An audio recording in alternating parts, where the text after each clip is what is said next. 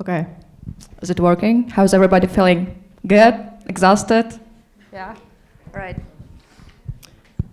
According to the scientists, human brain can fully focus only 9 seconds. And here I am, standing here, giving you a speech in 10 minutes.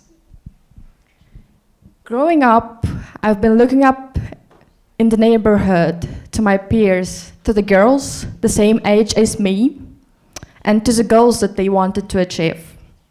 Most of the time, it was getting married, having kids, retiring, working a job, and that's it. That was, if you'd accomplish that, that meant that as a girl, you accomplished everything.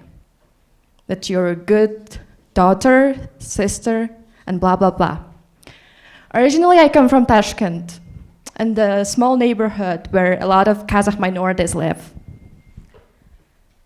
I started applying to the universities, to the lyceums. Why? Because everybody else did.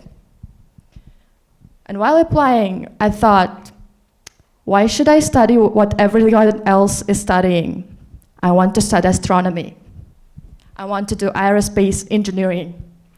Silly me back then didn't realize that we didn't even have this type of major. And then I questioned myself, well, this is not something that I can achieve right now. What should I do? Should I follow the crowd? Which is okay. You know, being average is okay as long as you're paying the taxes, hopefully. So I entered Lyceum. Because at schools, everyone smoked, drunk, you know, getting in a relationship was a fancy thing. I didn't want to stay there anymore. So my parents also. I entered the Lyceum. A Lyceum where everybody else except me was very smart. I'm standing there, looking up to everyone else. They know everything, you know, GDP, economy, history, politics, Soviet Union, everything. They're well-talented guys. And then I started thinking, why am I being felt behind? These 2 years made me realize that during this process, I wasn't left behind. I was the one who grew up with them. Because if you're thinking that you're stupid in the room full of other people, then you're in the right place. But if you're feeling that you're smartest, that I am the better, the strongest, then you're in the wrong place. During this time, I've made a lot of extracurriculars. I've participated in different conferences, competitions, volunteerings, charities, and etc. And after a while, I realized that there is a system, there is a nomination, and there is structure that put people in some type of boxes, you know, nominations, that there are 10 people, only 3 of them are the best.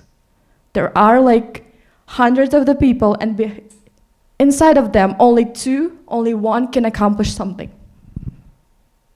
For instance, in my committee once, I chaired, it was about drugs, and we've discussed a lot about legalizing drugs, and it was a very heated topic. There were a lot of talented delegates, and I was cheering and realizing, hey, you know what? Actually, every one of them has something to contribute, something to add. They have their own ideas, and every one of them are unique.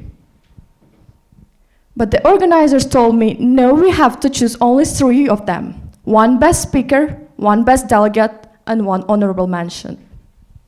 And I thought, all right, let me do that. But you know what? I've been in their place. I've been the one who actually didn't get this one.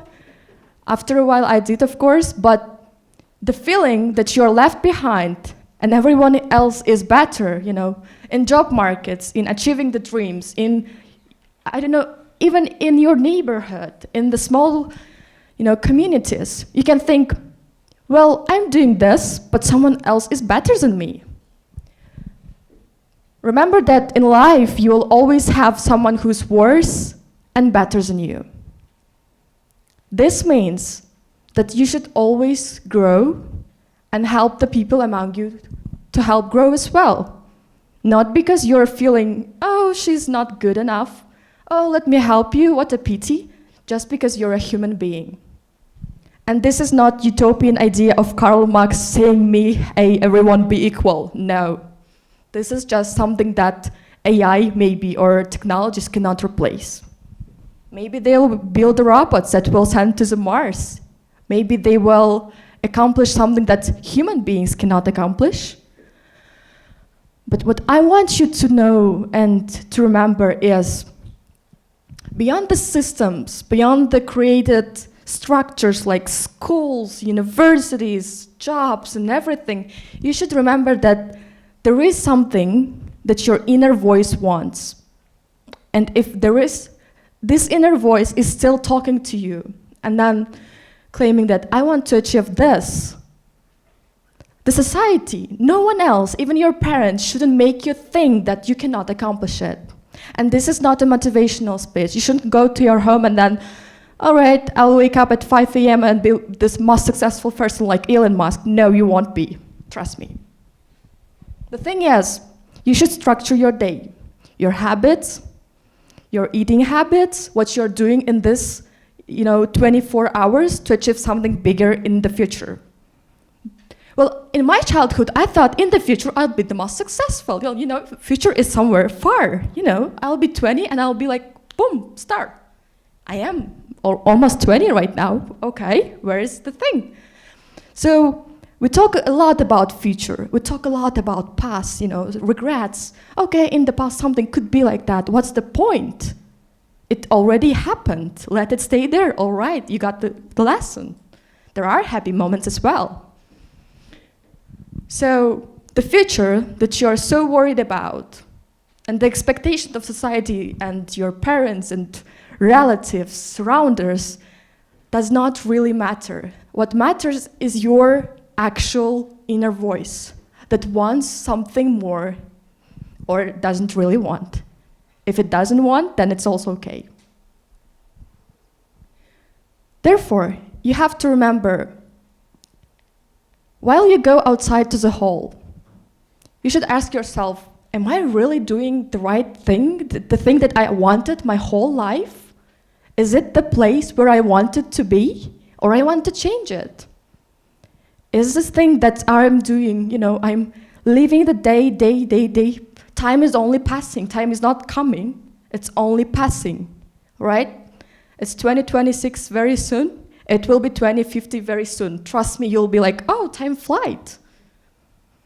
Therefore, for us, it is very important to realize what we are doing right now should be investment, contribution toward the future. There are a lot of distractions in the world. Scrolling, advertisement, media, clubbing, drinking, all of them seems fun. Okay. Because who doesn't want dependent customers?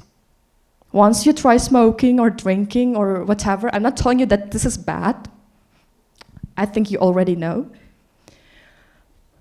The thing is that you should realize that behind this, there is a structure, there is a point. Someone is benefiting from it. Not me, not my body, not my future, but someone else.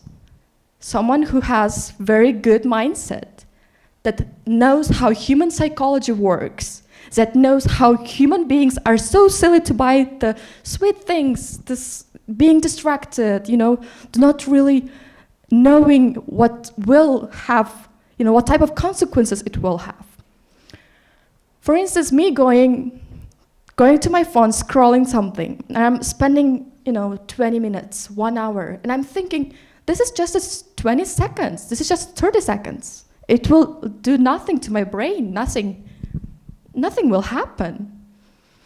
But according to the research, they are frying your brain, gradually. We don't really understand it. We don't really feel it right now, but over years, when years will pass, you'll grow older, this will have side effects. So in a world full of distractions, in a world full of structures and systems, and everyone is expecting you something to get a good grades, follow the deadlines, be a good girl, be a good boy, have family. complete the task by the end of this date. Please remember to also listen to your inner voice and do something that not society expects from you to do, but something that your inner child wanted to do always. Thank you.